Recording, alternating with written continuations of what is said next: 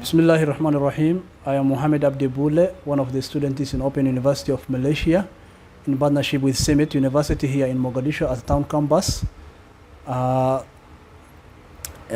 preparing the Master in Project Management, and now going to present the assignment for Science and Technology Research Methodology, facilitated by Dr. Yunis. Introduction: strategic leadership and change management deals with process aimed at setting the organization's direction, objective, and priority in the changing landscape, at focusing internal energy and resource to achieve the objective,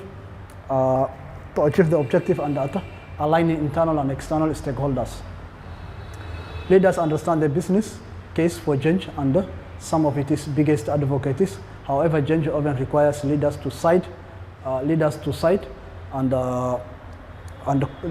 control, and that might diminish their power in the organization. For example, if decision-making moves to managers and frontline workers. The presentation objective. Objective 1 is to find out the impact of defining direction in strategic leadership on change management in humanitarian setting in Somalia. Objective 2 is to establish how promoting organizational culture with ethical practices will impact strategic leadership on change management in humanitarian setting in Somalia. And objective 3 is to find out how development of capital impact strategic leadership on change management in humanitarian setting in Somalia. The research gap. The research gap is a number of studies have been undertaken on leadership, but again, none of them studies have covered strategic and change management at humanitarian in Somalia. This study therefore aims at identifying the relationship that exists between strategic leadership and how it influences change management in a humanitarian setting. How has strategic leadership influenced change management in humanitarian setting in Somalia? Theory. Theory we classify here into two. One, dynamic capability theory.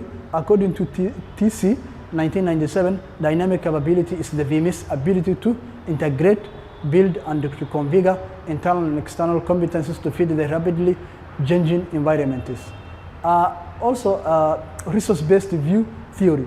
Resource-based view is a method of analyzing and identifying a VMIS strategy advantage based on its distinct combination of assets, skills, capabilities, and intangibilities as an organization. We are going to look at the conceptual framework. In first, defining the strategic direction, promoting organizational culture with ethical practices, improving and development of human capital. And these are considered as independent variables.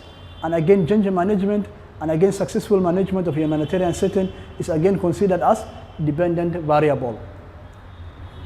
Research methodology. The research will adopt a case study design. Also, it will make use of both secondary and primary data. Also, these respondents will be efficient in providing the required data since they are in a leading role and they are the ones who carry out the managerial functions management. Thank you. This marks the end of the presentation.